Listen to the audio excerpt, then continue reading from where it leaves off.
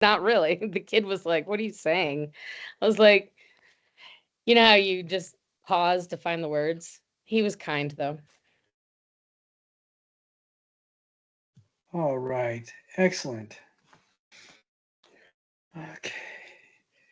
I am so grateful that, I mean, I've heard different ratios, like 75, 85% of communication is nonverbal. I think it's a lot closer to about 95%. Okay. Um, I work really hard at my enunciation, but I find that more often than not, if I'm speaking to somebody in another language, they understand me because I want them to, Mm, and I understand them because I'm really trying hard. And that's when I was in Germany early 90s. We were at Nuremberg, and there it was the Christkindlmarkt, and mhm. so I was staying there talking to this German lady.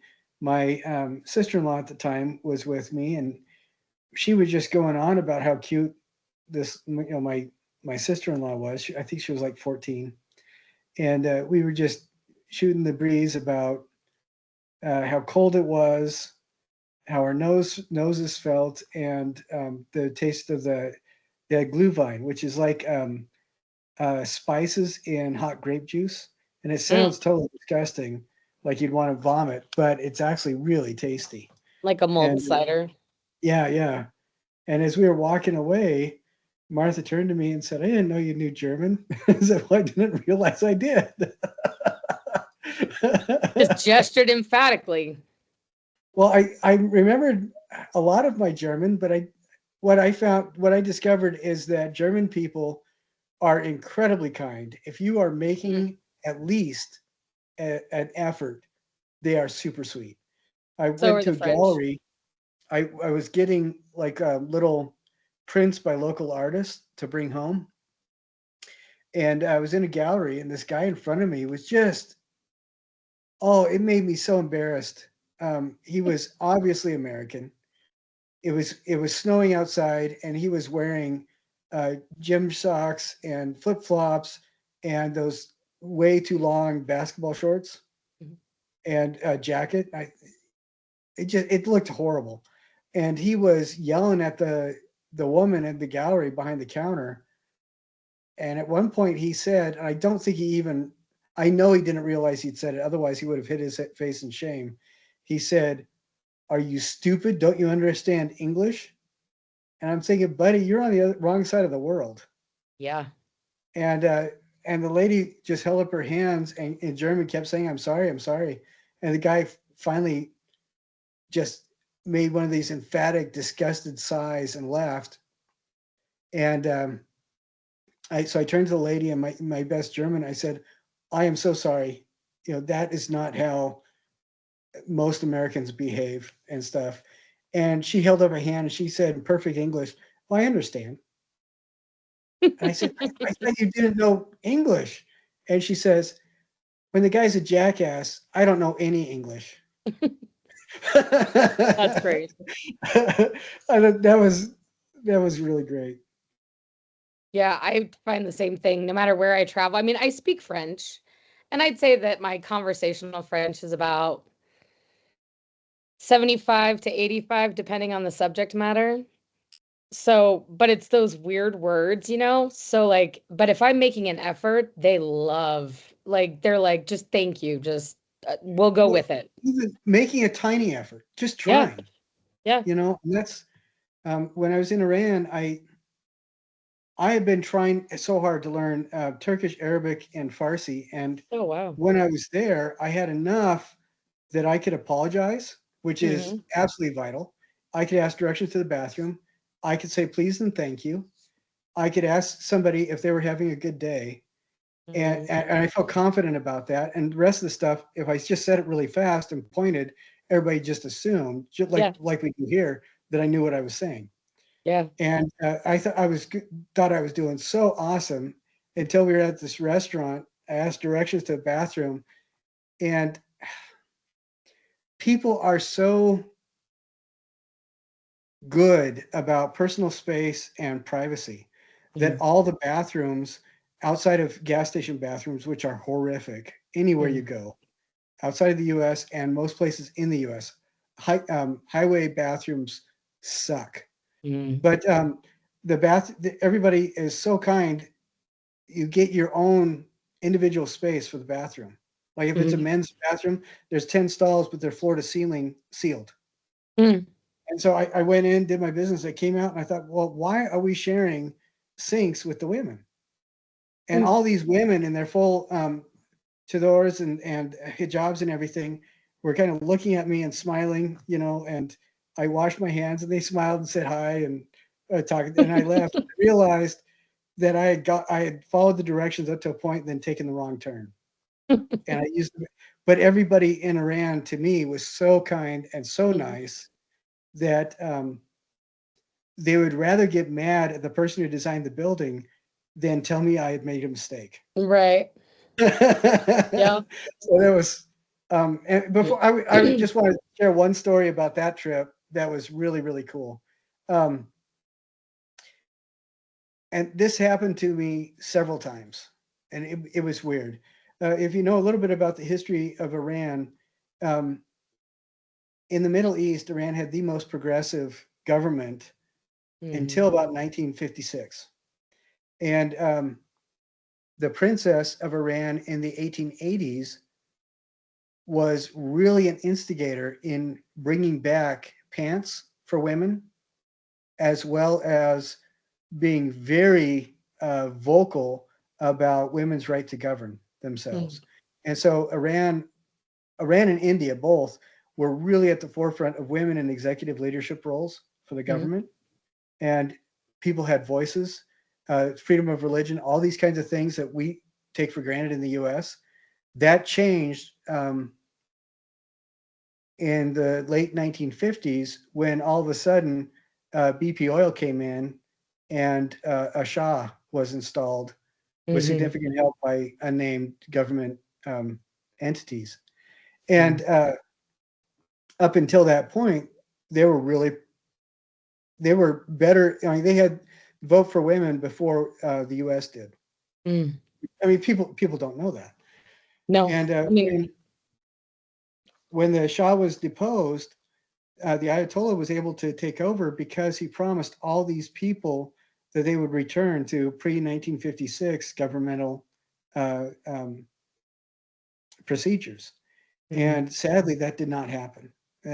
But one thing that did happen was because the police, I mean, by 1982, almost all of the murderers and rapists under 26 have been released from Iranian prisons and were installed in the Morality Enforcement Corps, where they were the ones that would go around and make their own decisions on how to punish moral offenders. mm, And so, very quickly, neighborhoods stopped depending on the police. I mean, in that whole area, from about 1958 on, you couldn't depend on police unless you were an active participant in supporting the government, anyway. But so by about 1988 or so, mm, neighborhoods were very, very peaceful because they didn't want police involved. mm. And which, I kind of knew that in the back of my head, but I didn't know what that meant. And you go to books like the Bible, and it talks about blessed are the peacemakers. And Mm, I love stuff that same thing. It resonates through every body of scripture on the planet, yeah. and from the Popova to Tibetan Book of Prayers. I mean, it doesn't matter. That is really consistent. So this happened a few times. I remember we were at this little uh, kind of store carved into the ground floor of a building. Just the building was about half the size of a city block, and just like in like Shanghai and other big cities, you have all these stores that are carved into the base of the building. Mm. As you walk around. And so we went in this really nice book. They had Capri Suns that were flavored like mint and willow Oh, bark and hyacinth. And mm-mm. I mean, it sounds gross and rose, but it tasted really good. They also had potato chips that were ketchup flavored. Not so much, not so much. It reminded me of the smell wafting off when I was changing diapers, 40 years ago. But that was not a good memory to have. But as we were doing this, the university group I was with, I stepped out into the alley just because I wanted to look around. It was just really cool, and I heard this.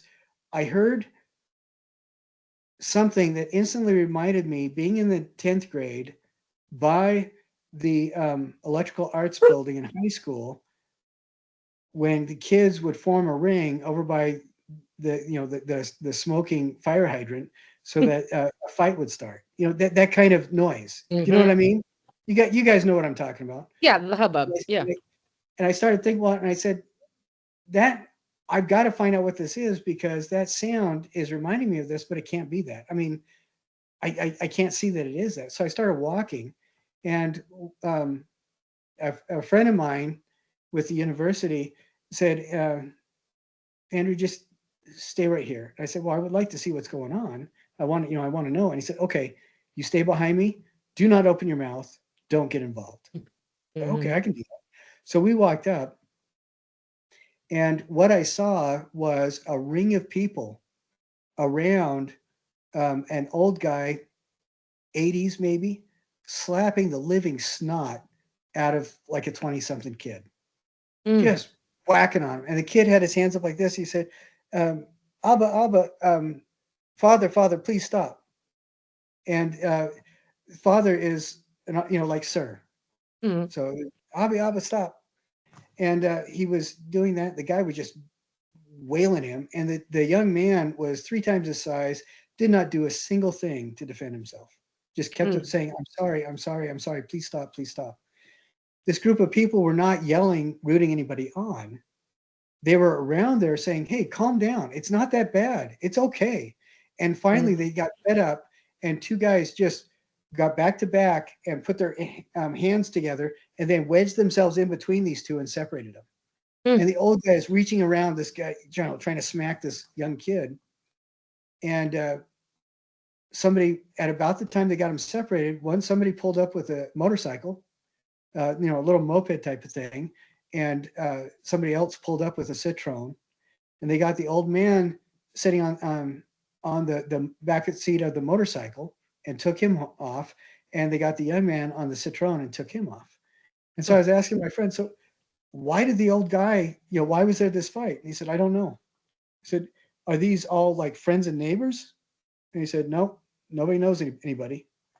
I said, well, why did they get in and are these friends of the old man then to stop this, or friends of the young man? He said, no, nobody here knows each other. I Huh. said, so what just happened? He said, when there's a fight, all of us just get in, separate the two. The young Mm. man and the old man were taken to their homes so they can calm down and they can talk about it tomorrow. But they're Hmm. not going to get in the fight anymore. Nobody's going to get hurt. And everybody just, they kind of smiled at each other and disappeared into their homes. But it was interesting. And I thought, okay, maybe that's a show for, the American tourist. But that happened several other times while I was there. And Mm. every single time, I mean, there were several instances where I made sure that nobody saw me anywhere nearby. Like that, for instance, happened a block away from where I was, and none of those people knew that I was going to be there. Mm. And but every time there was an altercation, people would appear, complete and utter strangers, to Mm. physically separate the folks. Nobody would raise their hands. They would apologize, get them to their homes, and they could calm down and talk about it tomorrow. Mm. And of course, most of the time that meant you realize it was a stupid thing you were fighting about and tomorrow never Yeah. came. Yeah. You know, but it was just being in Iran was wonderful because it was so different than what I expected.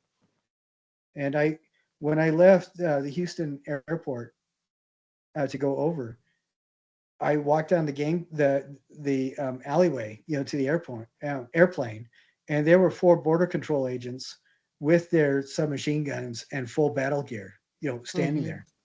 And I stopped and asked one, um, My wife gets so embarrassed. I do stuff like that all the time because I realize I'm not going to be there again. I'm not going to ever have that situation again, and I want to Mhm. know, you Yeah. know. So I just asked one of them and said, "Hey, excuse me, what are these guys? I mean, you can tell I am not a threat. I am the most milk toast white boy poster child of I'm not going to get in a fight because I won't be able to handle it guy in the world." And I said, why, is this because people are getting on the plane and stuff? And this lady said, well, no, we have to do this. And I said, well, why? And she said, well, it's not for the people that are getting on the plane to go to Iran. I mean, these are Americans. We are protecting them. Even if they're not citizens, they're still here in the country legally. We are protecting them because we have actually had attacks by non-Muslim and non-Iranian people on folks who are going to Iran. Huh. And it was just really interesting to me that they were protecting our right to go on the plane and come home and come back. Mhm. They knew that we were legal. Nobody was getting mad at us, but they were there for our safety because there had been a lot of really profoundly stupid people that Mhm. did not understand. And governments function one way, human beings function another.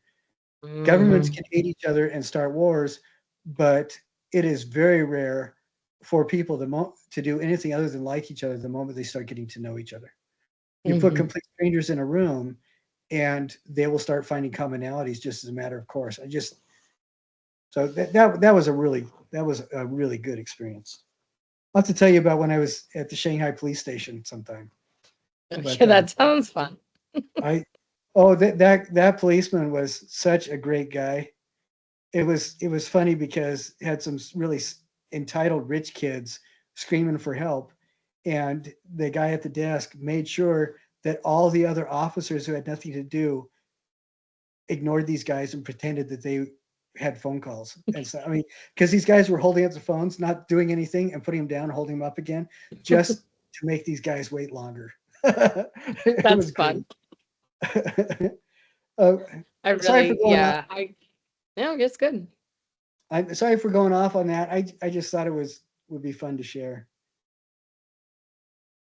No, Um, travel's the best, man. I have the best memories from travel. how are you guys doing with the class and everything like that? I am almost up to date with grading right now. I'm still going over projects, and I wanted to talk about projects and weekly reflections just a little bit, Mhm. and how you get all your points. And and then I want to launch into what today's discussion is about. Mm. Okay, and um, for weekly reflections, they need to be, and this is, both of you guys are doing really well. This is for everybody who's listening in and for anybody else. Weekly reflections need to be on the material we addressed during that week. And so, for example, last week we talked about Italian futurism and early 20th century architecture. And in that, we included Art Nouveau, a little bit of Art Deco, Prairie style, and Bauhaus design. And Kelly did something about an Art Nouveau vase. And at first I thought, she knows better than that. And then I realized, no, that was one of the things I talked about. We talked about Art Nouveau, so it's okay. Yeah. If if you catch me saying anything like this needs to have to do with um, the week, and you know it does, just resubmit with a little two sentences at the top saying this has to do with this week's reflection because we saw it in this video. Like the first 2 weeks, we talk a lot about art in the 19th century, and there have been times when I wasn't really paying attention. I said, "Hey, this is a 20th century art class," and a person would say, "Well, yeah, but when we talked in the module about what led to 20th century, we covered this material," and then they got all their points. So that's something to remember. Um, and I wanted to briefly talk. And the one thing that I've noticed as well in that, another thing I've noticed is that people aren't getting the time requirement or the word count. The word count is at least 300 words or 3 minutes if you're doing a video.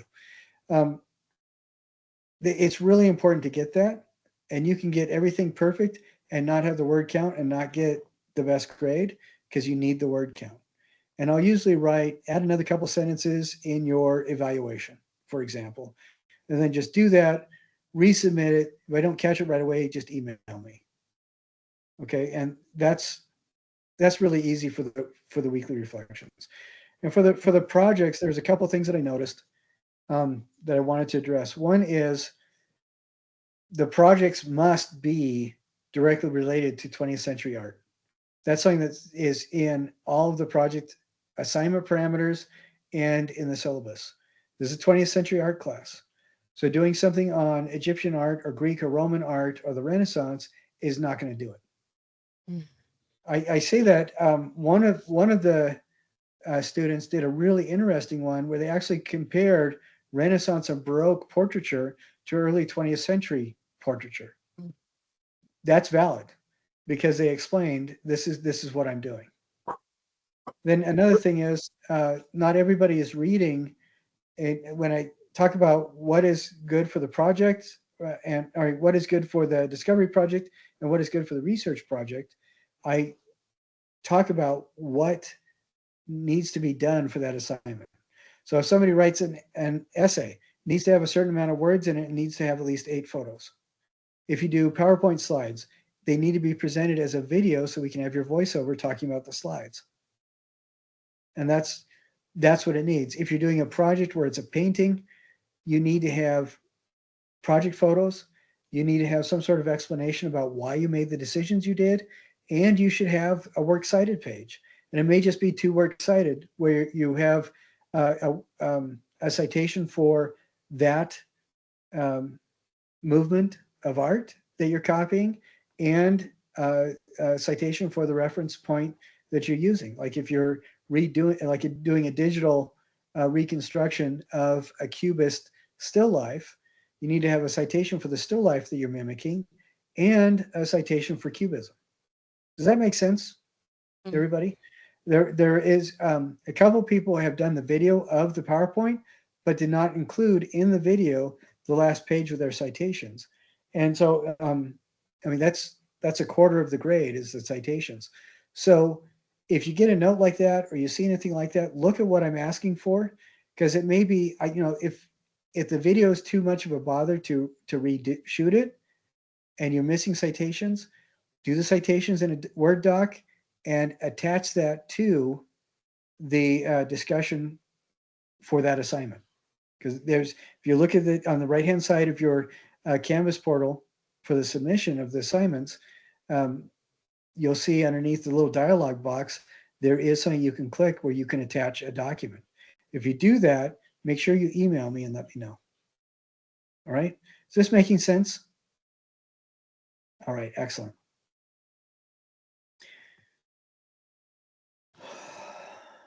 And I think that there's been a couple times where the person's project was really good, but it did not relate directly to the class. I just asked them to clarify. They turned around a couple days later, they turned in the project. It had changed so that it covered the material I said it needed to, and it directly related to this course, and then it's fine.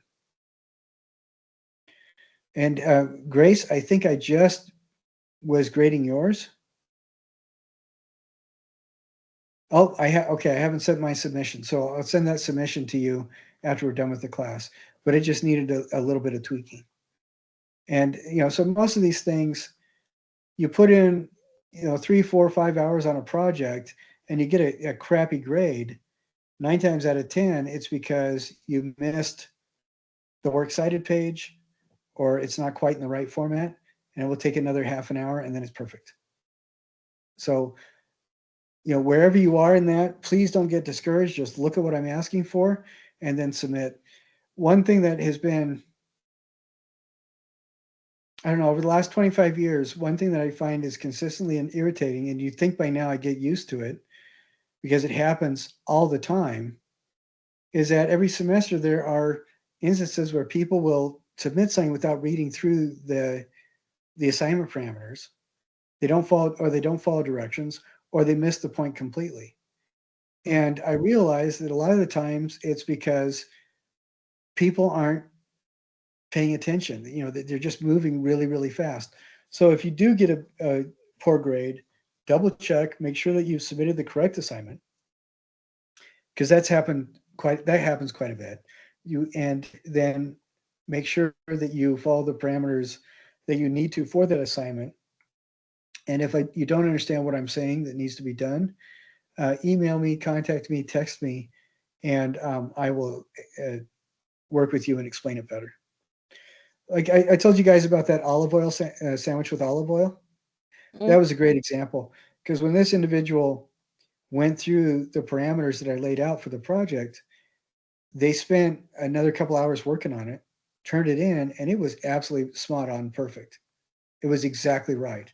They just didn't understand how to communicate what they had done properly within the format and framework of this class, of the class that we were in. So anyway, blah, blah, blah. Who cares? All right. Oh, I'm sorry. That is not the right one. Here we go. All right. At the beginning of the 20th century, a lot of stuff was happening. And in Russia, you know, arguably like the biggest country, if you, especially if you include all the satellite states. Uh, this was shortly after the time period we're talking about is shortly after the fall of the czars and the emergence of communism as the state um, governing uh, philosophy. And what's really fascinating to me is, I don't know about you guys, but growing up, seeing movies like Arnold Schwarzenegger playing a Russian policeman on loan to the U.S., you know, different stuff like that. Seeing movies, anytime or Gorky Park, I don't know if you guys ever, Kelly, did you ever see that? Okay, Grace, if you decide to look up Gorky Park and watch it, make sure you haven't eaten for a couple hours, because if you have, it's not going to be fun for you. But anyway, I thought Russia was gray and blue, and that's how everything was. I thought it was depressing. I thought it was horrible. In Russia, the czars and the governance under the czars were so enamored of their own success that the majority of people really had a hard time of it. And we can argue about this going on in Europe too during feudal time period, and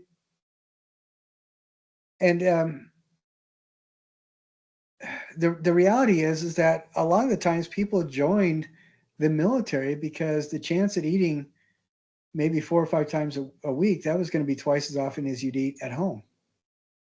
You know, that's how miserable things were in like the 19th century in Russia.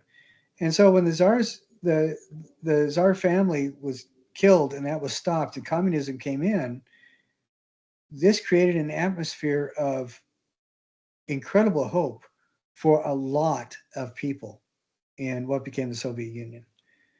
And this is where we get into the Soviet art, and it's Soviet utopian art. Now, I do include this Dadaism because it overlapped quite a bit, and you do see some similarities.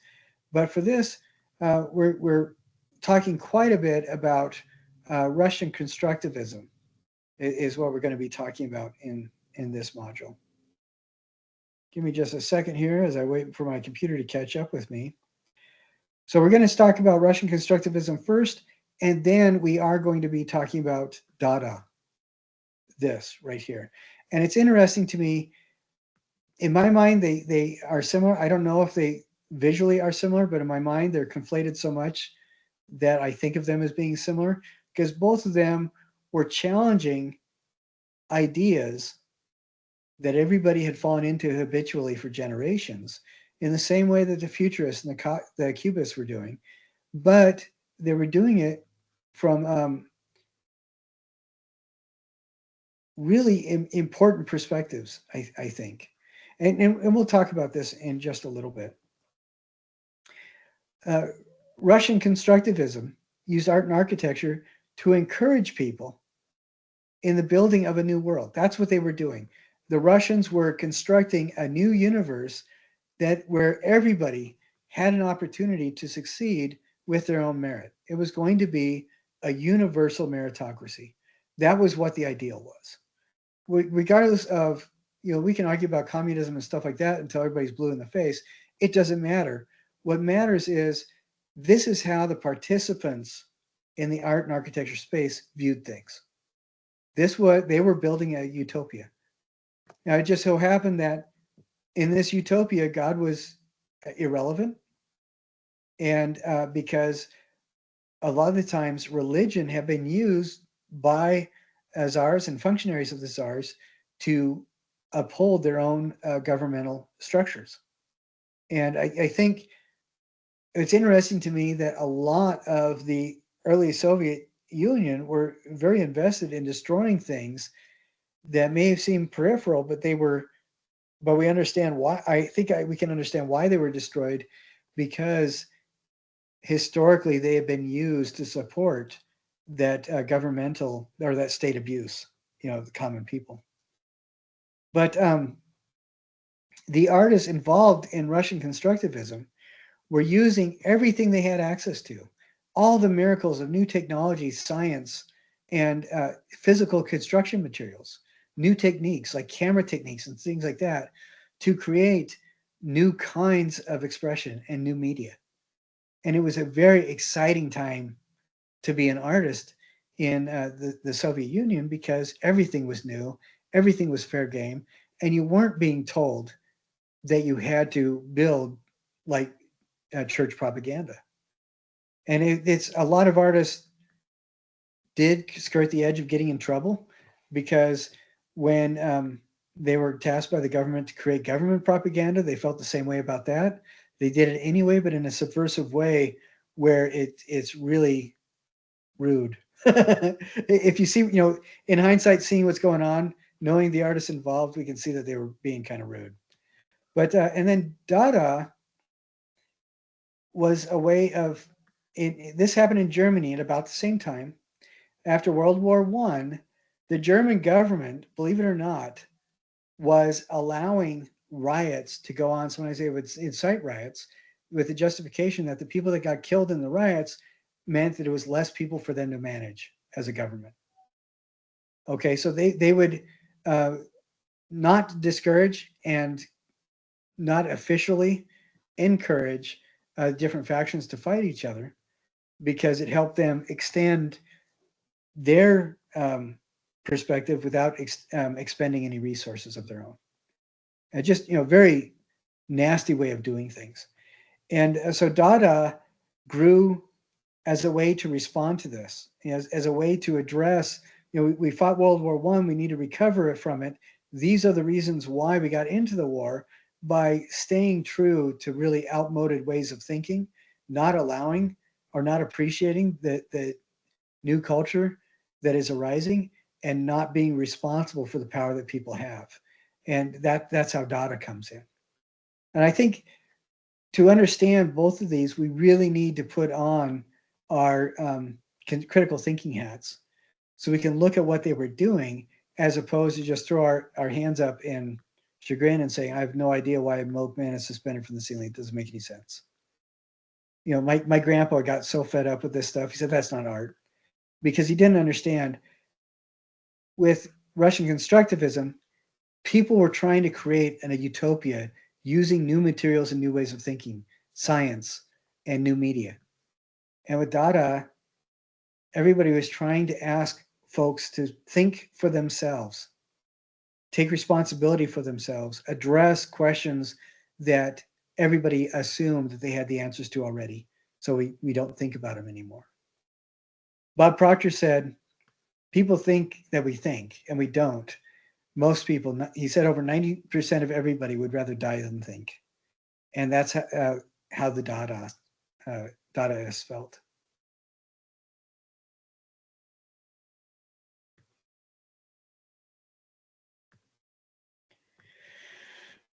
Russian constructivism, we'll talk about several different modalities that were used.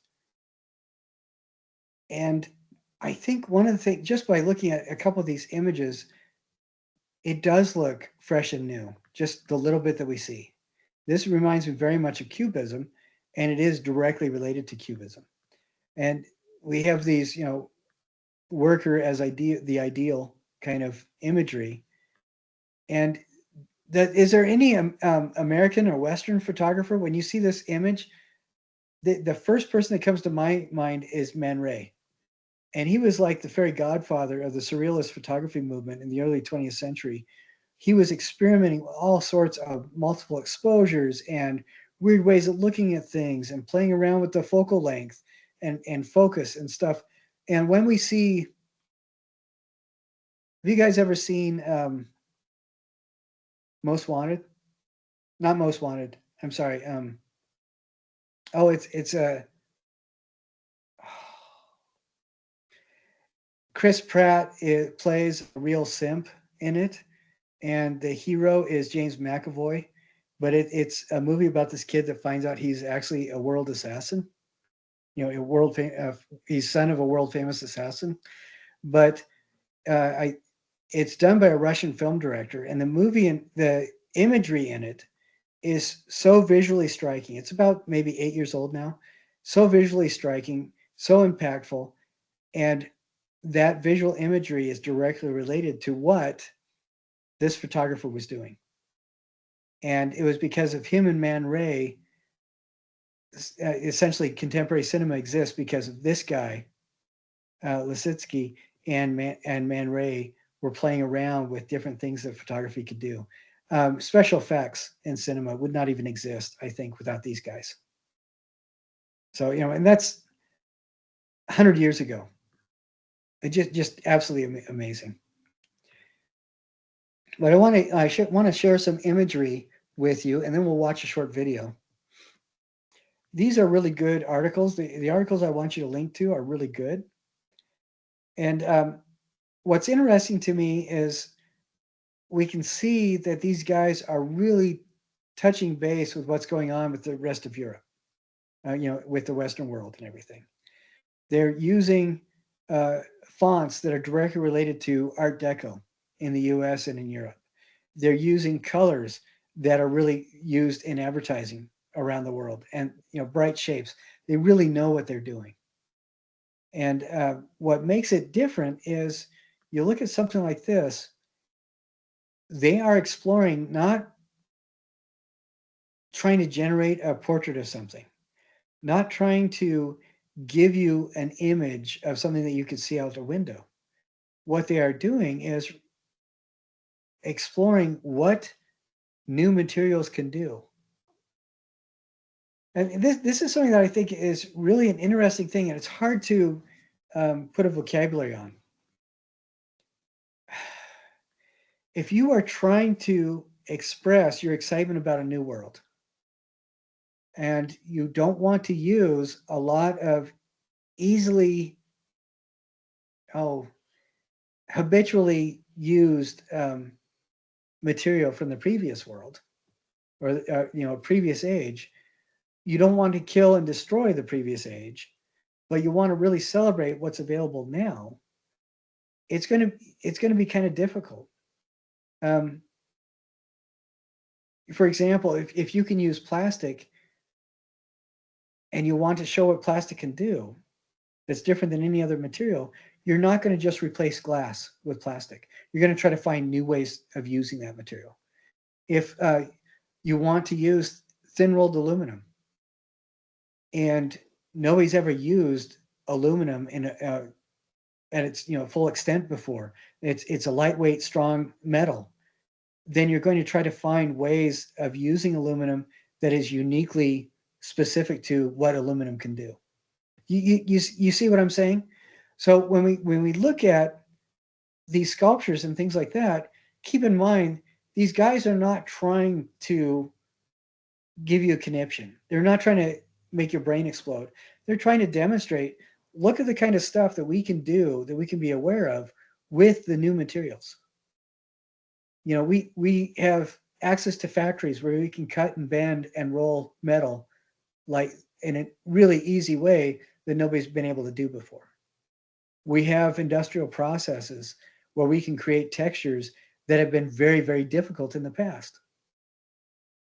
And so they will use these kinds of shapes and forms that are specific to the materials that they're using to express ideas of form and design that really can't be done the same way with any other materials. And so that's why this kind of stuff looks like what it does. I mean, and I look at this, I don't see a failed attempt at a portrait or a failed attempt at a landscape. I see somebody who's really excited that they can cut and move shape metal like this. And they're showing, okay, we have access to a lot of steel. Let's go ahead and use mild steel so you can see the rust on it. And we have these enamels that we can use. Let's go ahead and use them. And it's kind of exciting to me because these people are trying to create a completely new visual vocabulary to demonstrate how these new materials are best used. And so this, you're going from an era of sign painting a couple years earlier to now people can use lithography. So you use lithography or screen printing in a way that somebody else 10 years ago would have used sign painting, or you paint so it looks like lithography or screen printing. And it really affects the design language and the fonts choices, font designs and font choices of the people that are creating. And I just think that kind of stuff is fascinating. So this kind of font design is impressive because 10 or 15 years earlier, people would have been worried about calligraphy, not font design. Do you see what I'm getting at? That kind of shift in perspective? So go through that article. There's a lot of really fantastic stuff. And this is a sculpture that is intended to be a monument. But what this person is doing is, I can see a lot of awareness of structural capabilities that were really expressed to a great amount in buildings like the Eiffel Tower. And this person is referencing a conch shell, this spiral tower, but they're also referencing historical things like the Leaning Tower of Pisa, which is a spiral tower as well. And they're demonstrating the new materials that they have access to. And so this goes a lot.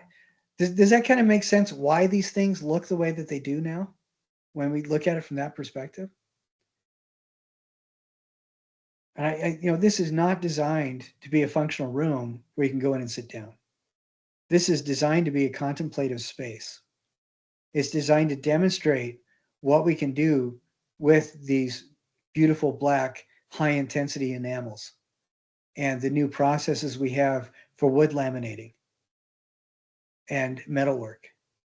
And then we want to demonstrate we can make a space exciting, existing for no other reason than to just be inside it and enjoy it with these new materials. So we're moving away from this idea that an art piece has to represent something else, and now the artist is just expressing their own excitement at possibilities.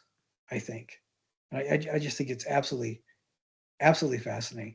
So definitely read that article. And there's a couple other things that I want you to look at as well. This is the next article in Artland magazine. It shows some of the propaganda posters. And what's fascinating about this is, we can see, this is propaganda, Soviet worker, as hero kind of thing. And that really minimalizes what people are doing. This is the first time in 700 years that anybody who wasn't born into a wealthy family had any opportunity to express themselves on any level and not get killed. Okay, it kind of puts it in a little bit of a different light, doesn't it?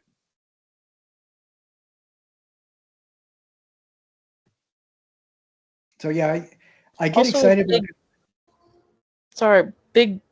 big moment for women. It was huge. Russia. And we have a very stilted view of history in today's world. What is interesting to me is, you guys probably don't know this, but in 1870s, Washington State had passed laws legislating the rights to vote for women. Were you guys aware of that? I think Washington State, when Utah became a state, they did the same thing. And then those laws were cast out because the women's right to vote didn't exist on a federal level. And so, there are things going on that we don't really think about. But yeah, you're absolutely right. In a society where the future is absolutely wide open, and everybody it has the hope that and the promise that they will achieve according to their own merit, then you must have that merit be extended to everybody for it to mean anything. And so, yeah, women and men were very much on, in most things that seemed alien in the U.S., men and women were on very similar, if not equal, footing in a lot of things. I think that's an excellent observation. This kind of idea, this fits in with that feeling of the Soviet constructivism. This person is using materials like plastic to do just only what plastic can do, and I think that's amazing. Excuse me, pardon me, and but this is a good article for you to read as well. Now I want to watch a short video really quick, and I will share this tab instead. Okay. All right. So it's a 5-minute video. Try to stay awake. If it gets cut out, just watch it on your own. We're now moving on to Soviet constructivism. Now, Soviet constructivism really is tied to the advent and early development of the Soviet Union. It is half politics, half aesthetics. The style that we now call Soviet constructivism was an artistic design and architectural movement that began in Russia from around 1914 or 1917 onward, favoring applied art with a social purpose rather than art for art's sake. So the art has to exist to beautify something that's going to be utilitarian in some way. You can imagine this being used as political propaganda or in structures that will push political ideas or be practical. You get the idea. And okay, from what we just talked about, what led up into Soviet constructivism or Russian constructivism, why would that emphasis be there? What can you see being wrong about an artist doing something just for art's sake in that environment? They are working against 700 years of horrible history where you very much have the haves and the have-nots. And formal art or creative endeavor for art's sake only really had any validity when you had a patron that was paying for it or stealing it from you. So if you're getting rid of all that by killing the Tsar's family and restructuring the government completely on a meritocracy, now that makes sense, doesn't it? What's fascinating to me that I think is really cool is that these artists, as long as they could make an argument for it being utilitarian, they did whatever they wanted. And some of those arguments were really, really flimsy. Like as much as, well, I built this, it's not a sculpture, this is a light modifier. So it creates specialty shadows on the floor for people to stay awake while they're doing their work. Okay, that's the kind of logic that we're talking about. So anyway. Borrows ideas from Cubism as well as Futurism, but was entirely new in its approach to making objects. One which sought to abolish the traditional artistic concern with composition and replace it with construction. building things as opposed to composing things. Constructivism called for a careful technical analysis of modern materials, and it was hoped that this investigation would eventually yield ideas that could be used in mass-produced products, serving the ends of a modern communist society. They want a practical end to whatever they create. Ultimately, however, the movement flounders in trying to make the transition from the artist studio to the factory. Now, Russian constructivism was in decline by the mid-1920s, partially a victim of the Bolshevik regime's increasing hostility to avant-garde art.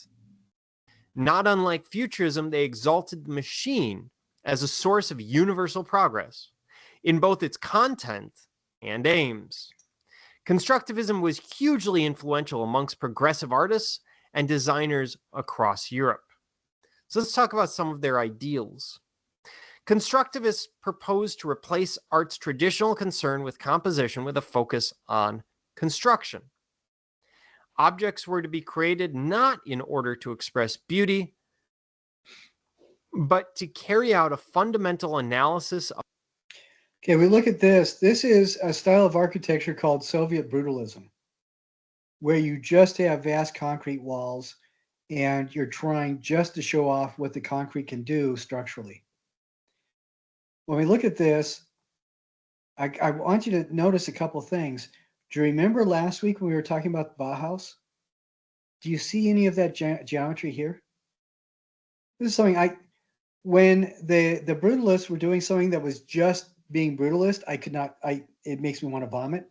But looking at this, you can see the artists are trying to say, oh no, we're not paying attention to aesthetics. But there's a really large amount of really beautiful geometry going on. And it makes me think very much of things like Cubism and Bauhaus. Where they're not trying to make it anything other than what it is. It is what it is. It's a cement building. But they're doing it with the same kind, a similar kind of desire for aesthetic appreciation as the Bauhaus is doing. And I think that's interesting. So these artists were doing a lot of stuff like this that is beautiful, but they were trying to tell people that they weren't, which I think is funny. Of the materials and forms of art, one which might lead to the design of a functional object, hopefully a design of a functional object. For many of these constructivists, this meant an ethic of being true to their materials. So they're not going to try and create illusion like you would see from the Cubists. They want to maintain a purity of material so that they truly understand that material and maybe come up with something. Okay, just responding to what he's saying right there. How is this going to be different than Art Nouveau? You know, Art Nouveau is using cement and glass, the exact same materials. What's the difference between this and Art Nouveau? Art Nouveau connected more like to the natural and like plants, trees, stuff like that. Whereas this one, it's more about what the material can do. Wood is straight, concrete, like you get the concrete buildings that are like square and make those rectangular forms. Right. Yeah. That's absolutely perfect. Art Nouveau is going to use make concrete forms, so you cast the concrete into plant-inspired shapes. And Soviet construction Russian constructivism did not. It did exactly what you said. Yeah, that's excellent, Grace. Now, in case anybody asks, I did not set that up beforehand. Grace knew. So excellent work. Revolutionary that would increase the living standard for everyone in the Soviet Union or wherever else. So constructivist art often aims to demonstrate how materials behave, to ask, for instance, what different properties had materials such as wood, glass, and metal. The form an artwork would take would be dictated by its materials rather than the materials dictating the form. So the artist will not transform the materials so much as construct and make use of the materials. For some, These inquiries were a means to an end, the goal being the translation of ideas and designs into mass production. For others, it was an end itself, a new modern style expressing the dynamicism of modern life. Really, the seed of constructivism was a desire to express. What does this make you think of? Does that make you that image make you think of anything? The University of Utah Hospital in Salt Lake, they have a bridge just like that. Oh yeah, that's cool. That's great. I was also thinking 1930s space age science fiction covers, for pulp magazines and stuff. But yeah, that's excellent. Very good.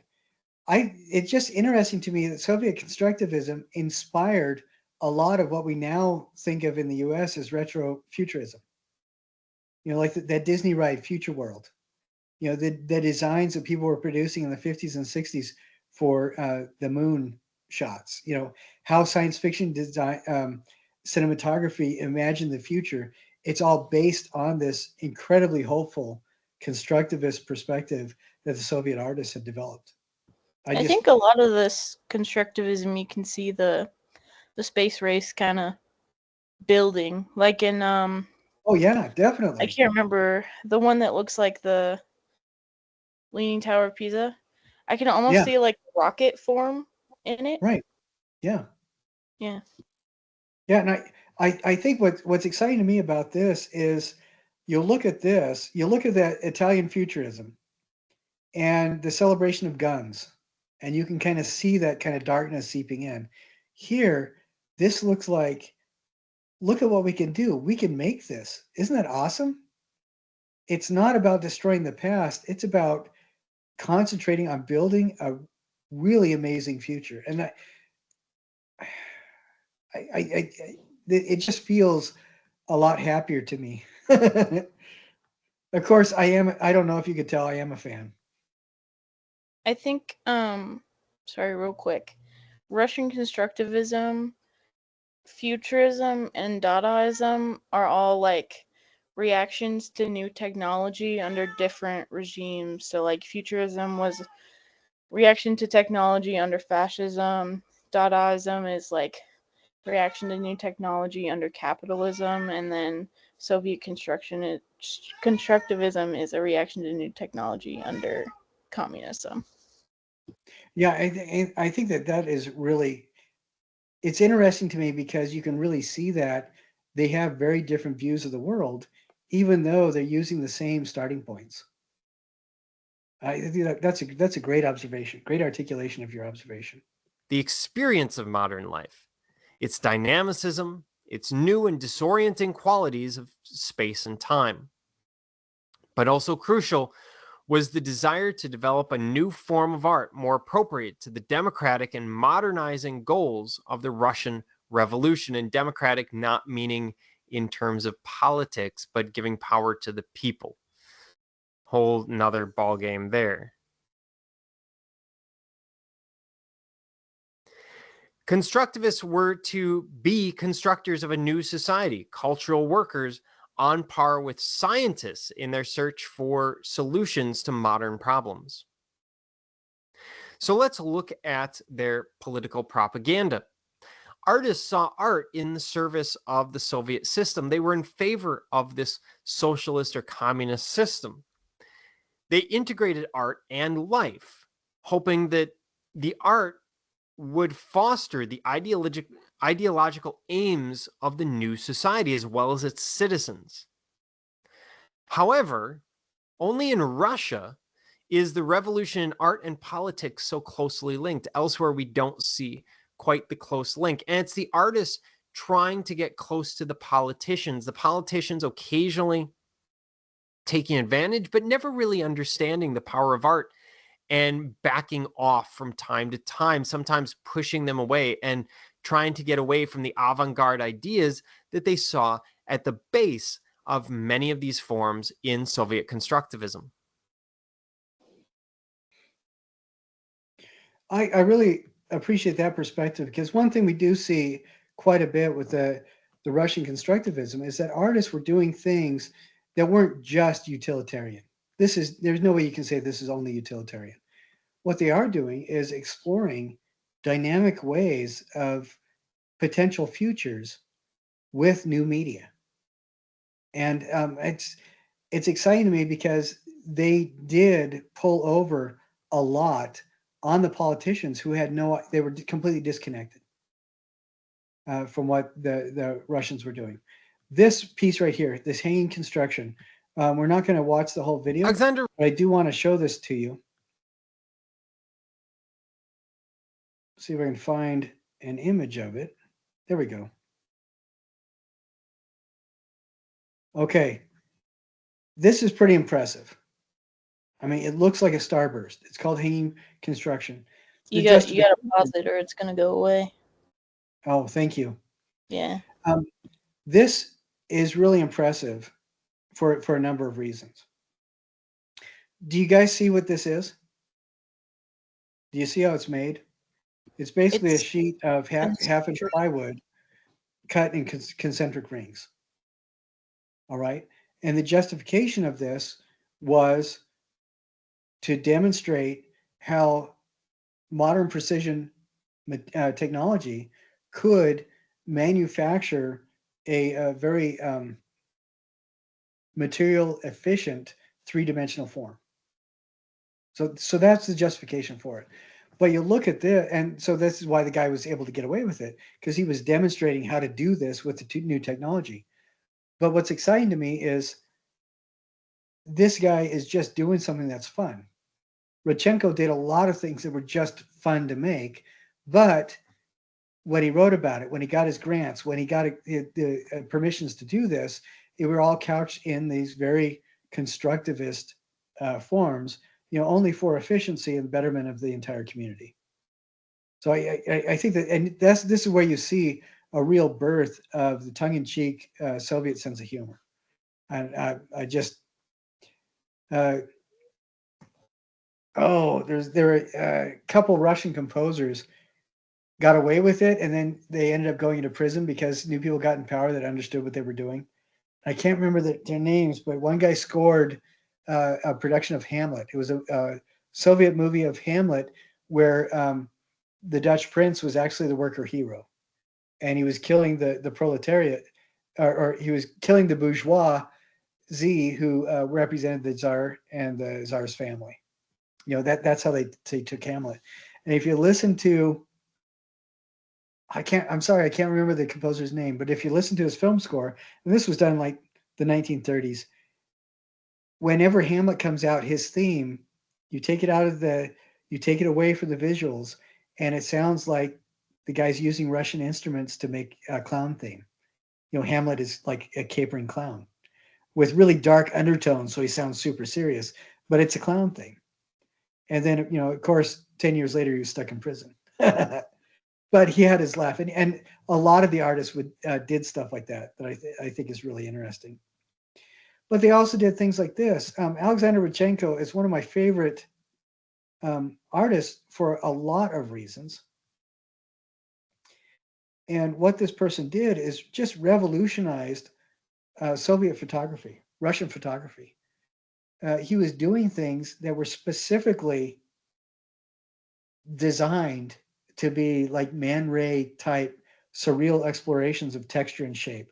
This, looking at this looks very op art, which didn't happen for another 40 years.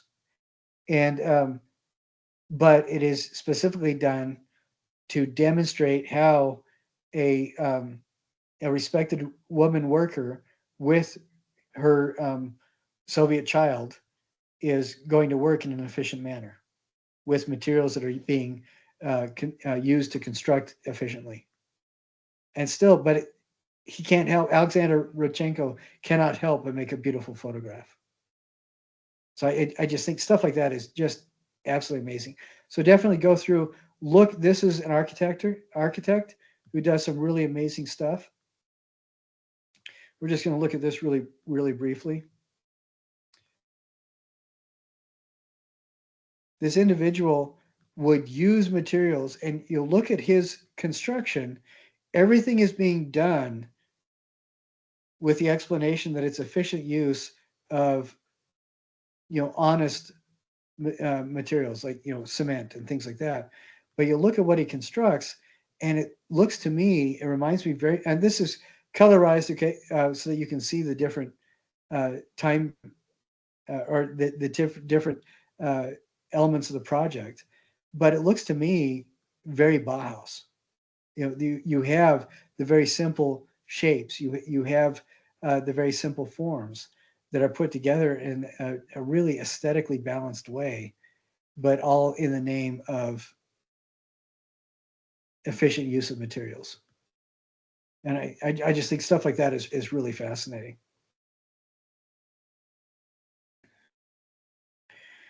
What is interesting to me about the propaganda, we can talk about Soviet propaganda, and I have there are a number of women painters that they look like um, almost like futurist painters, except they do things that, yeah, they're showing dresses and clothing and stuff like that, but these women painters did stuff that really communicated an amount of strength and empowerment in their imagery. Were not making the feminine woman feminine because she was weak or simping. They made women forms, feminine forms that were feminine because they were women, and women were strong. And I love their work. And Nam Gabo did a lot of really fascinating stuff. He was also a cubist, but his work, I'm going to show you just one image of his stuff.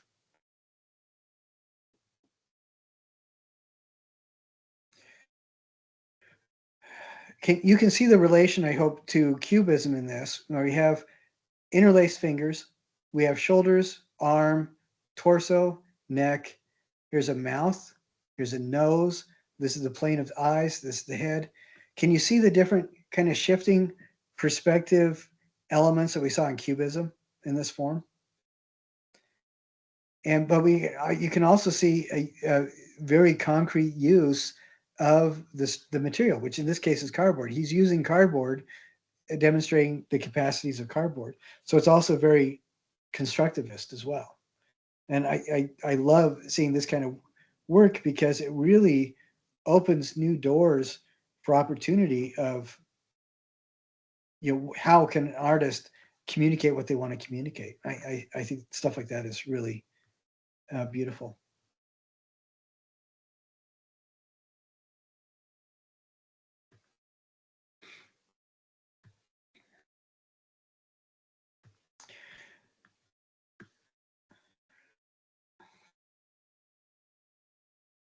Well, we already looked at this one. I'm sorry. I thought I'd gone to the next one. Here we go. Do you guys kind of get what I'm smell what I'm shoveling out regarding the Russian constructivism? Okay. It is a beautiful movement, I think, because it really demonstrates in the physical world this manifestation of hopefulness for a new regime where meritocracy, a person's value as a human being, is going to be celebrated. And then you see the cutting, the pruning away of the things that really seem connected with the wealthy leeches of society, from the Soviet perspective. I think that's really fascinating. Now, if we get a little bit different, this is a poem that I put together that is a very Dada poem, and this is the original poem. This is Jabberwocky by Lewis Carroll. And if we read this, the Dada version, any of you guys want to try that? Try to read that out loud? I'll do it. Pointing at Kelly? You pointing at Grace? Okay. I'm eating pretzels. It's all you, Grace. Okay. All in arms as a while back, Bandersnatch, Beamish beware, Bird bite blade, Burgrove's boy, Brillig burbled by Calais, Callooh came catch, chortled claws, come day, dead, did eyes flame. Foe frabjus, fruminous, galumphing, gimbal gyre hand, hast he head his in, its jabberwock jaws, joy, jub left, long manxome mimsy, my O of one outgrabe, wrath's rested, shun, slain, slithy, snickersnack, so son, sought, stood sword, that the thou thought through, time to took, toes tree told ye, tum tum 'twas too uffish vorpal wabe, went where, whiffling with wood. All right, excellent. You did a great job. Now, I'm going to ask the question, what makes this Dada? What in the world that Dada emerged into, and so I'll talk about this a little bit, and then we'll explain why this is the Dada version of Jabberwocky, which is one of my favorite poems. "'Twas brillig and the slithy toves did gyre and gimble in the wabe, all mimsy where the boro grows and the momrass outgrabe.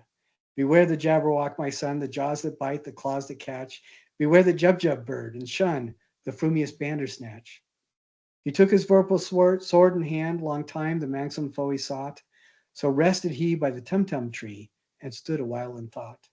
And as in uffish thought he stood, the Jabberwock with eyes of flame came whiffling through the tulgey wood, and burbled as it came. 1, 2, 1, 2, and through the vorpal blade would snicker-snack. He left it dead, and with its head he went galumphing back. And hast thou slain the Jabberwock? Come to my arms, my beamish boy. O frabjous day, Callooh, Callay, he chortled in his joy. 'Twas brillig in the slithy toves, the gyre and gimble in the wabe, all mimsy wore the borogoves, and the momrass outgrabe. Now, I chose that poem for a couple reasons. One is that Charles Dodson specifically designed that poem so it did not make any sense whatsoever. He introduced a lot of new words to the English lexicon through that poem, and he wanted to demonstrate that with the use of punctuation, people could assume a meaning and would find a story. Yeah, Charles Dodson was a really vicious social commentator. If Monty Python's Flying Circus existed in the 19th century, it would have been the Victorian mathematician, Charles Dodson. But and then when we go to Dada, the difference is I took all the words and I ordered them alphabetically. When the world that Dada emerges into, it's post-World War I, which was absolutely brutal for Germany. When at the end of the war, the rest of the world decided they were going to punish the people that started the war, which was Germany, completely destroyed their economy, completely destroyed everything that gave them value as a people and a culture. And so as soon as somebody came up with enough backing to tell everybody, I can make the world a better place, and it looked like he could, they fell in with him regardless of how nasty it was. And that's how Hitler rose to power. But at the end of World War I, the German government, they didn't have a lot of resources. They wanted to gain control of people, and they thought the best way to do that was to assist in a calling by getting out of the way of all the gangs that were shooting at each other. And so every community had rival factions shooting it out. This is like, I don't know if you've ever seen videos of the Watts riots, but if you can imagine the Watts riots in Germany all the time, everywhere. It's terrible. A friend of mine had made this little thing that I thought was really interesting, where it showed the devaluation of the German mark over a period of 12 years. And what it had was the denominations of the bills that were all that could be traded for a loaf of bread. And it was astounding. You know, people were taking wheelbarrows of money to go buy bread for their families, And after a while, it was cheaper to use the money to wallpaper your house and stuff in the rafters for insulation than it was to actually spend it. And then you also get the people that when individuals are trying to make the world a better place, you get all these people that either dismiss their problems outright or pretend that the things that they're concerned about are a lot more serious. And a lot of people refuse to stick their toes in and take any responsibility for what was happening because they either didn't want to interfere or they just didn't want to take personal responsibility for thinking. And I'm not saying this is the way it was, but this is how the people that started Dada viewed it. This is what they thought. And so one of the things that they would do, and I'll explain this, and then this will make sense. But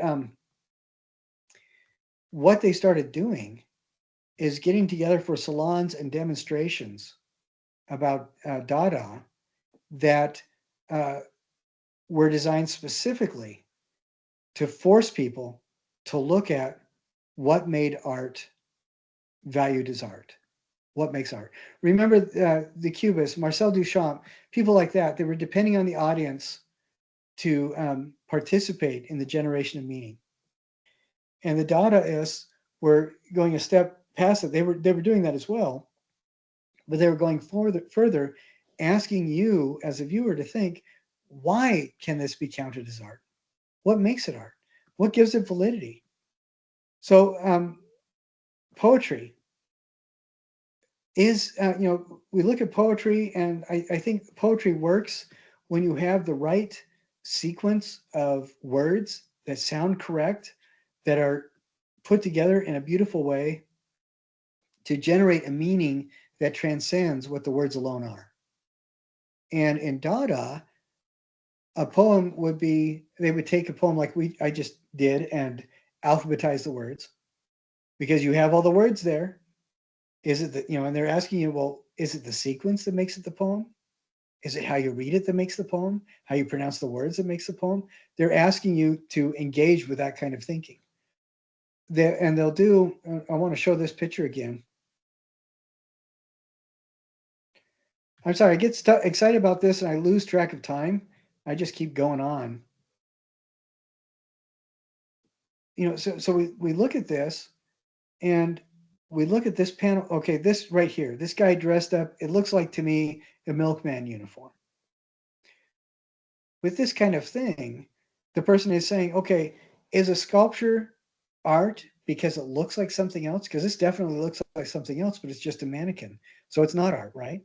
Is it art when it's standing on the ground, on a pedestal, or in front of you? Is it art because it's clothed with importance? That's a reference to royal portraiture and things like that. Is it art because of how you relate to it?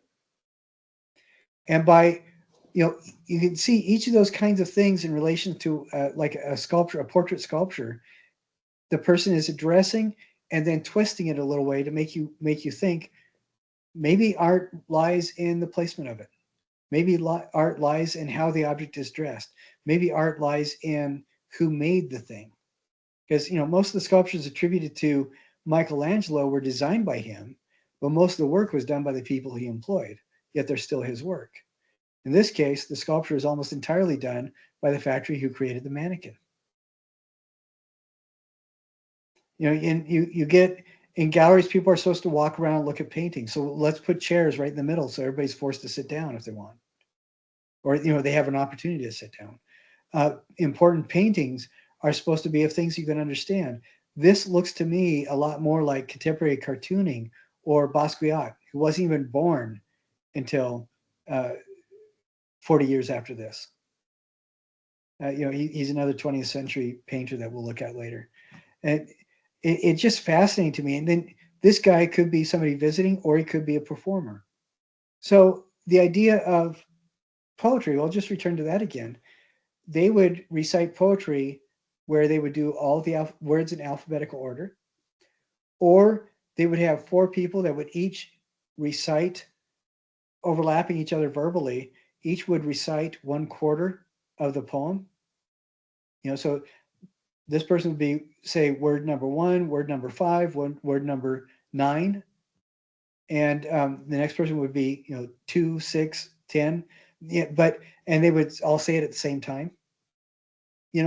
Asking you to really think what makes the poem a poem. And I want to show you. We do have time. Hannah Hook is one of my ultra heroes. She was one of the most bitingly nasty commentator. We're going to look at 2, but she was the most bitingly nasty commentator regarding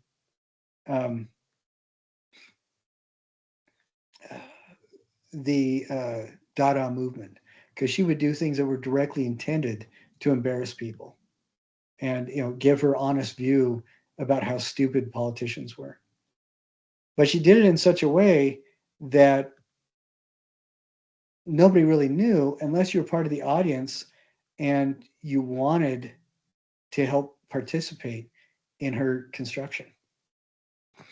So the title of this is Cut with the Kitchen Knife, Dada Through the Last Weimar Beer Belly Cultural Epoch in Germany. So this is right after World War I.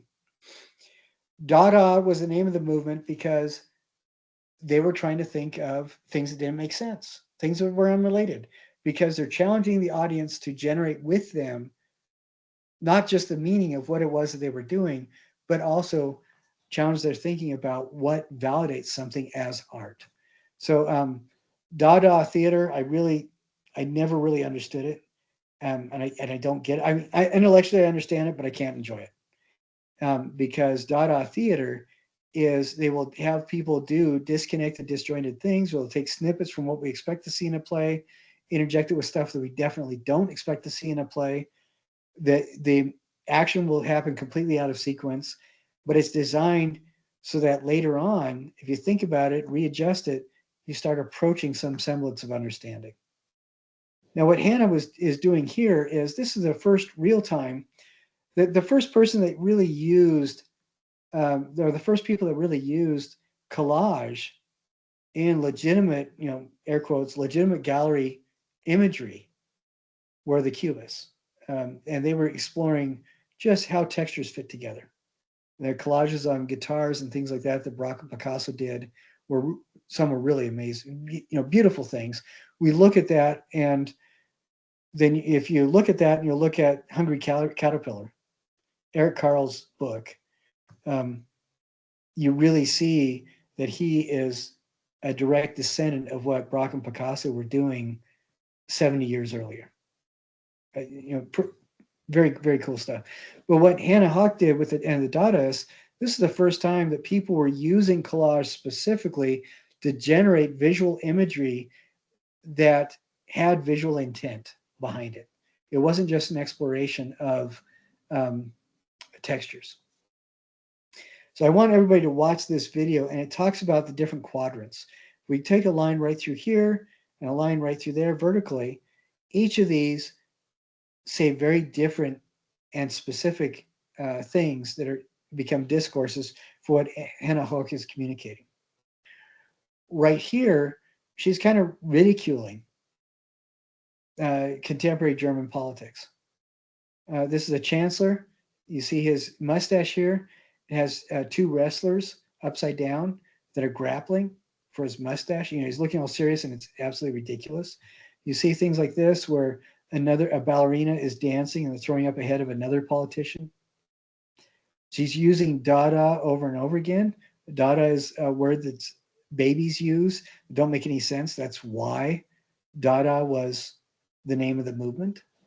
So I asked the question, or I make the observation, Dadaism, I don't get it.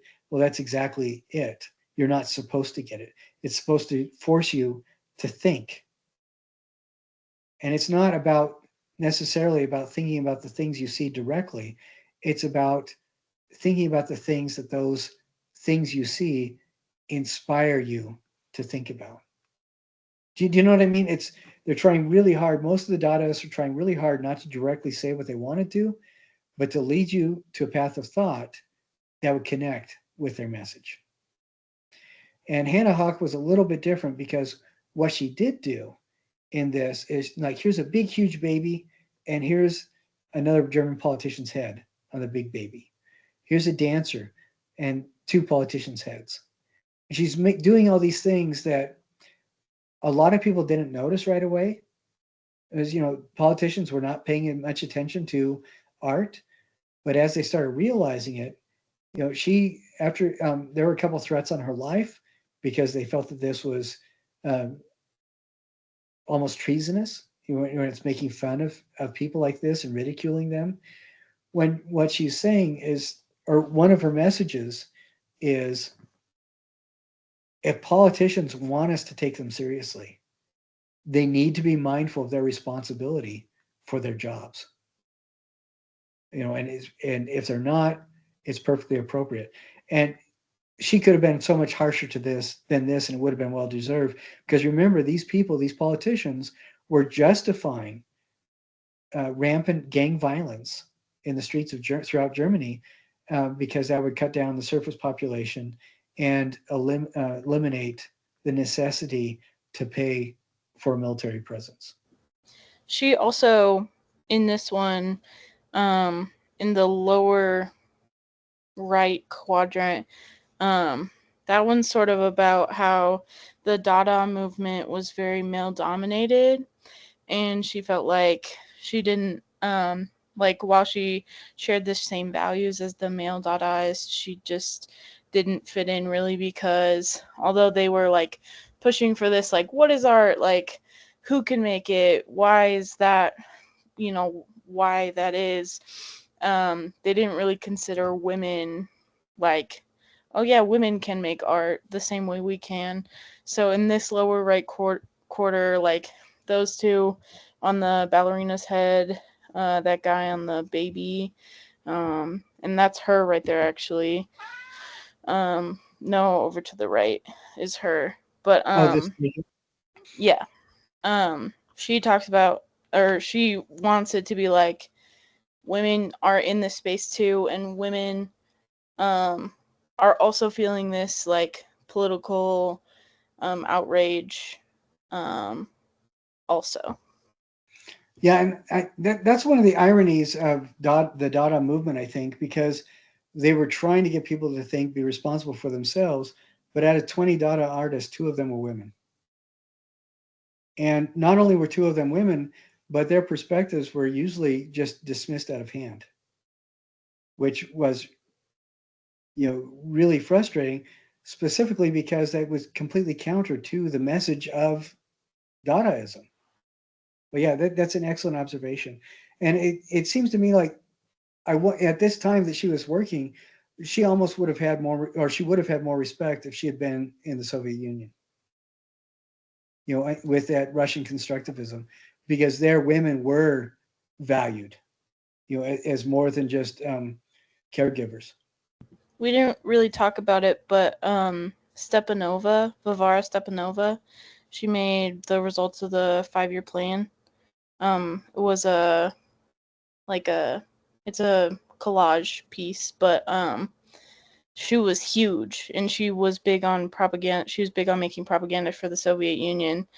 I wrote like a whole thesis in high school about Russian and German propaganda and how similar they were. But women made propaganda in Russia, and they were big because they could finally also participate in this like propagandizing, and no one was like, hey, you can't do that because you're a woman. It was like, well, why can't they?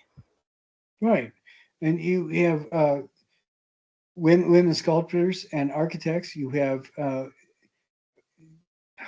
I forget what it's, production engineers, where you have people designing the efficiency of factory floors and things like that. You have women in the armed forces, because the Soviets were trying to make an example to the rest of the world of what a meritocracy would look like. And so you have really exceptional things. And it's interesting to me where a lot of cultures at this time were saying, oh yeah, we're free, you know, we have all these benefits of freedom and stuff, and they were still, you still had things like age gap and gender gaps. And I think that's a really good point to bring out, because sometimes we see movements that are really empowering for a lot of people, and then we see movements that are meant to be empowering that just are not actualized. And sometimes that's because or it is easy to say, well, the representation just wasn't there. But the reality is, just like today in the United States, um, even though 51% of all visual artists are women, 87% of all visual art on display in galleries and being sold regularly is done by men. You know, so it's just really interesting to me. And the Soviets were trying really hard to change that, you know, to alter that. And then some of the other countries that was being altered, like in India, um, two of the historical art forms, or the Name, the miniature painting, as well as fabric painting. Well, and it's not painting on fabrics; it's kind of like in the U.S. we call it watercolor quilting, where people will, you know, and those art forms were traditionally done by court appointees essentially, and in post-colonial India, the gender gap has been increasingly tightened. So you have about as many miniature painters that are women as men in India, and in Iran, it's actually more. Even though it was a traditionally male-dominated art form, in Iran right now, about 60 to 70% of the miniature painters are women. Which, you know, it doesn't make any difference to us because we don't see it the same way. But miniature painting is like right at the top of the hierarchy of artistic expression in India and Iran and that Transoxiana area, in the same way that oil portraiture is up there in the Western world. And so, and I just think stuff like that is really kind of interesting. But anyway, yeah, I don't know all the reasons for things like that. But one thing, there are two things that I think are really important, and we are out of time. But there are two things that I think are really important to remember as we move forward and put on critical thinking hats. One is, you know, 120% of everybody in the world cannot help but be a product of the society that they're in. And you are either functioning as part of that society or, like Kandinsky, an observer of the society, a commentator on the society. And even if you're a commentator on that society, you're still a part of the society. You cannot help it. And the other thing is, it is completely unjustified to evaluate or judge somebody else by the perspectives of a different culture. You know, we cannot go in and say that Temujin is completely irredeemable because, you know, he killed thousands of people without taking into account that survivability at the time period that he was alive meant that you were either conqueror or killed. You know, and it's so it is important, you know, and there have been truly despicable people in every era of history. That no argument there, but we can't say that the animators of the first Mickey Mouse cartoon were truly despicable people, even though it is an incredibly racially profiling and derogatory cartoon. The animators at that time were part of the culture that they were in. You know, two of the most celebrated photographers of the Harlem Renaissance and later the Farmworks Project by the federal government were Black men that were absolutely astounding artists. And what is interesting to me is their work is absolutely beautiful, and a lot of people didn't even know that they were Black Americans until after their deaths. But once you know, you can look back and you can see, oh, this is what they're doing. It just looks like when you see their photography, their celebration of absolutely every human being, it just looks like, yes, this is the ideal of what America should be, expressed, in the 1930s. And then you realize, oh, they're going out of their way to do that because of where they're from and who they are. And what's interesting is that the rest of the farm administration photographers, not the rest, most of the remaining farm administrative photographers really took that to heart and kind of expressed that in the manifestation of the mandate that they were given. So, those two guys really helped demonstrate or document what hopefully the American dream could be, and we'll get to that later on, but it is really interesting to me because we can't, like, I grew up with stories of Little Black Sambo. He was one of my superhero, and I'm saying that, and I know that somebody in the class is going to get upset about it, but that's what his name was. And I had a book. It was first published in India about Little Black Sambo. He was a black Indian kid that was kind of like the Coyote, Brer Rabbit, um, or Johnny. Johnny is a Yugoslavian folk hero who was, Brer Rabbit, Coyote, trickster kind of guy. My family's from Yugoslavia, and that's where he's from. Or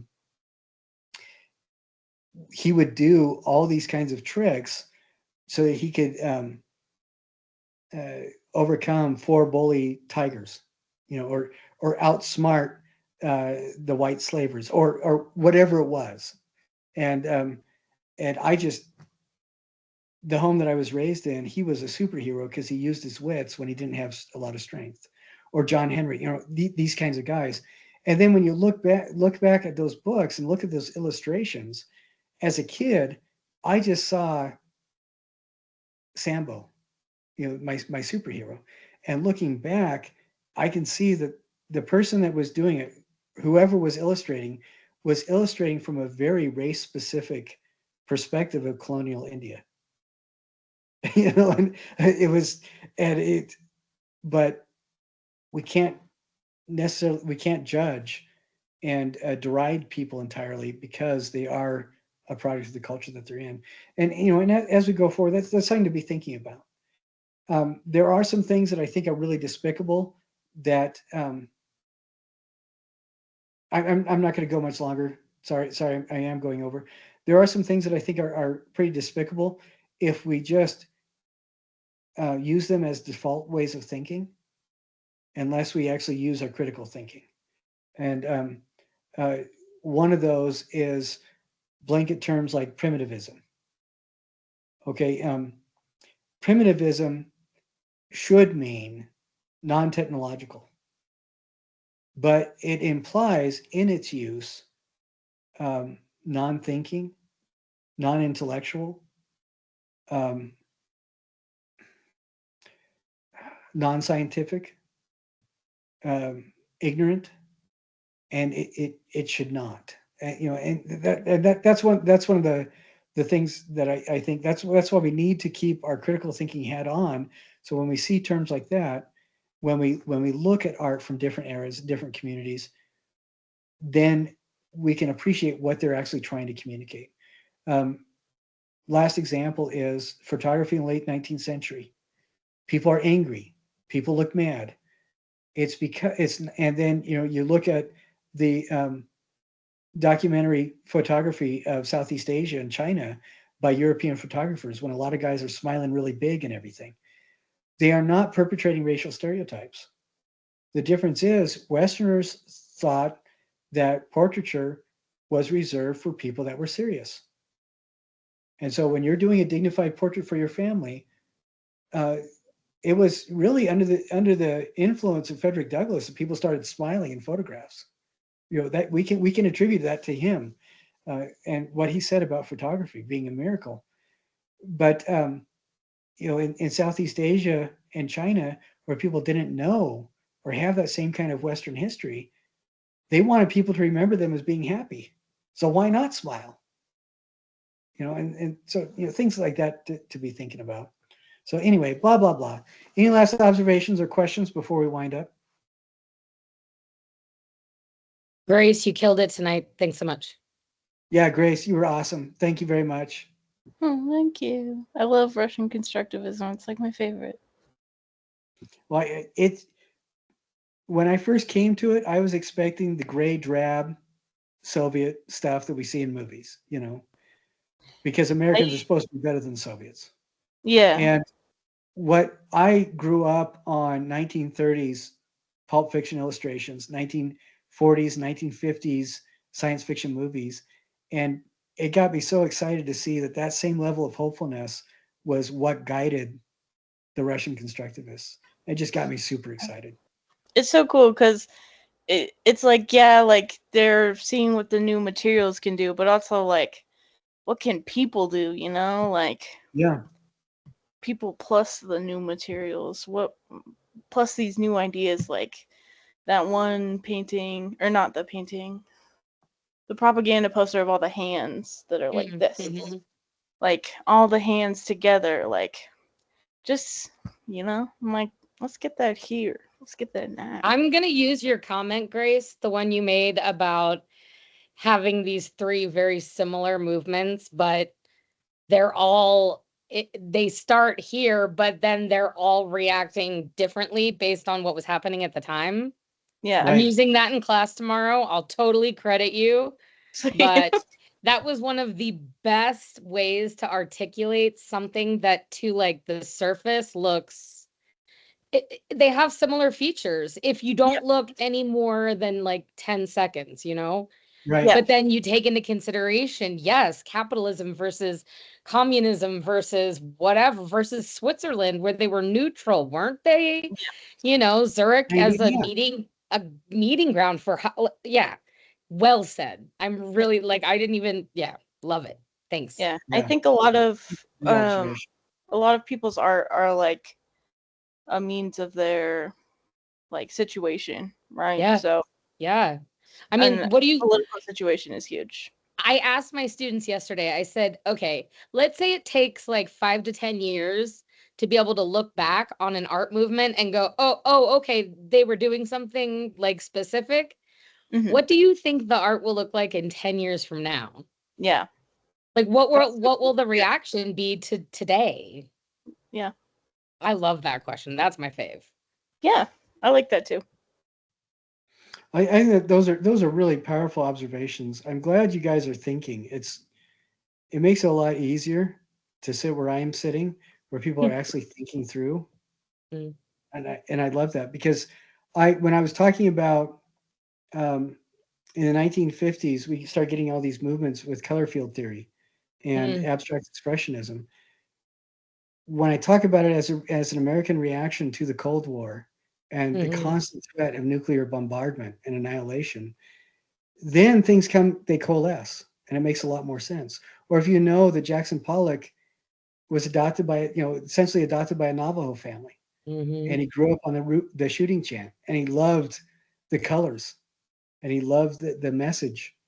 Don't even get me started on Jackson and Mark Rothko's friendship and how they died. That's my jam. Okay, well, we'll get to it in a couple weeks. I love it. Well, thank you so much, guys, and thank you for keeping me awake today. I really appreciate Absolutely. Sorry about Thank you for half of a Shanghai prison story. that. I will. I'll share the rest later. Great. Well, you guys have a wonderful weekend. And You I think too. next week I want to share some of the projects that people have done because I think there's been some really, really good ones. I'm almost done grading all the projects. I think I have like 4 or 5 left to do. The last thing I want to mention about that is that for whatever reason, every once in a while, videos will come and my computer will not be able to read them. If that's the case, please put it on your YouTube channel and send me the link. Then I can read them without a problem and I can give you your grade. All right. Well, thank you guys. You have a great weekend, and we will Thanks, see you you guys next too. Tuesday. Yeah, thank you. Okay, Bye, good night, Kids. guys. See you soon.